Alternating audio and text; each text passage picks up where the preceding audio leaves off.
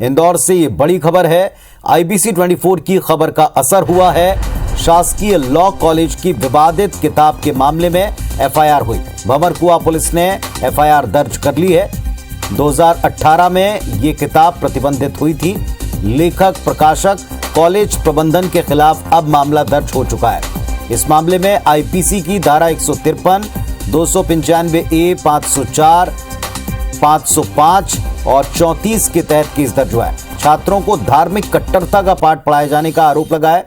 छात्रों ने खुलकर IBC 24 के कैमरे पर अपनी व्यथा बताई थी और इसके बाद लगातार कार्रवाई का दबाव इन पर बढ़ रहा था। अब IBC 24 की खबर का असर हुआ। शासकीय लॉ कॉलेज की विवादित किताब मामले में FIR दर्ज की गई है। भंवरकुआं पुलिस ने यह FIR दर्ज की है।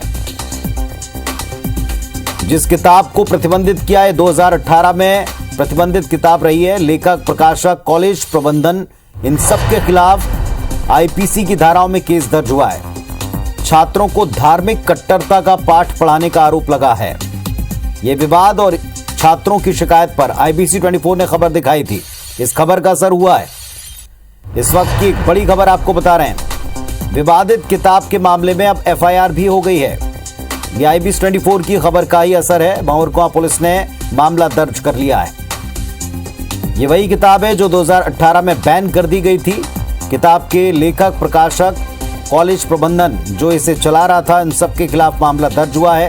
ये मामला IPC की धारा 153, 295A, 504, 505 और धारा 34 के तहत दर्ज हुआ है। छात्रों ने इसमें खुल के शिकायत की थी और इसके बाद सीधे प्रिंसिपल पर कार्रवाई की मांग भी उठी थी। अब इस पूरे मामले में कार्रवाई का दायरा वो भी बढ़ रहा है। भंवरकुआं पुलिस ने इस मामले में FIR दर्ज कर ली है। तो इस वक्त की एक बड़ी अहम खबर आपको हम बता रहे हैं। इंदौर में छात्रों को धार्मिक कट्टरता का प्रचार प्रसार करने का आरोप लगने के बाद में अब पुलिस भी हरकत में आई है। किताब पर, प्रकाशक पर और इस किताब को चलाने वाले प्रबंधन पर FIR दर्ज कर ली गई है। मध्य प्रदेश के इंदौर में छात्रों की शिकायत थी।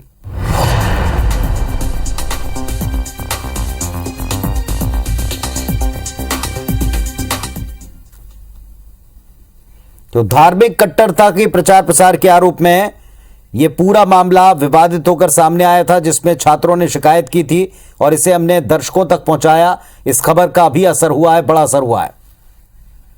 शालिनी आरडिया का रुख करते हैं, इंदौर से हमारे साथ में जुड़ रही है। शालिनी, मामले में FIR हो चुकी है, बताएं। बिल्कुल पुनीत, लगातार IBC 24 पल पल की अपडेट दे रहा था, क्योंकि जिस तरह से शासकीय लॉ कॉलेज का ये मामला था और उसके साथ लगातार जिस तरह के लगातार इससे तार जुड़ रहे थे, वो कई गंभीर आरोपों के साथ ही मौजूदा दौर की शिक्षा प्रणाली पर भी कई सवाल खड़े करता है। विवादित किताब को लेकर अभी FIR फिलहाल दर्ज की गई है। बड़ी संख्या में ABVP के कार्यकर्ता मौजूद थे। अभी तक का जितना भी सिनेरियो हुआ है पूरी उसको भी समझेंगे और उसके साथ ही ये भी समझने की कोशिश करेंगे, क्योंकि 3 दिन से ये मसला जो है वो संज्ञान में आया और आज एक मूर्त रूप लिया है। विवादित किताब को लेकर आज FIR आप लोगों ने दर्ज की है। आज FIR दर्ज हमने की है क्योंकि हमने 2 दिन पहले एक ज्ञापन दिया था जिसमें हमारी 17 सूत्रीय मांगे थी। उन मांगों में हमने जो डिमांड की थी सिर्फ ये की थी कि जो इस प्रकार की धार्मिक कट्टरता को बढ़ा रहे हैं उन पर कार्रवाई की जाए, आप जांच कीजिए। हमारे प्राचार्य महोदय से हमने निवेदन किया था, पर चूंकि उसका संज्ञान नहीं लिया गया, जांच कमेटी की बात की गई, जांच कमेटी भी उन्होंने निर्धारित नहीं की 2 दिन तक। तो फिर जब मीडिया में उनका बयान हमने देखा कि उनका कहना था कि ये सब जितने भी आरोप है सब निराधार है, तो हमने उस समय पे फिर वो जो हमारे पास पुस्तक का एक प्रूफ था वो हमने बताया कि अगर निराधार है तो इन सब जो चीज़ें लिखी थी उसमें हिंदू विरोधी, धर्म विरोधी, राष्ट्र विरोधी जो चीज़ें थी वो सब क्यों प्रचारित की जा रही है। तो कहीं ना कहीं फिर उनका बोलने का उसमें विषय नहीं रहा। एक सवाल सबसे बड़ा ये भी खड़ा होता है, वो जो किताब है वो 2018 से बैन कर दी गई थी, लेकिन उसके बावजूद कैसे वो लाइब्रेरी में मौजूद थी, कैसे छात्रों को पढ़ाया जा रहा था? ये इसमें हमको ऐसा लग रहा है कि या तो प्राचार्य और जो प्रकाशक थे और लेखक, इन सभी लोगों की मिली भगत के माध्यम से ही, क्योंकि कोई भी पुस्तक अगर किसी महाविद्यालय में रहेगी तो प्राचार्य की बिना सूचना के किसी लाइब्रेरी में पुस्तक नहीं जा सकती।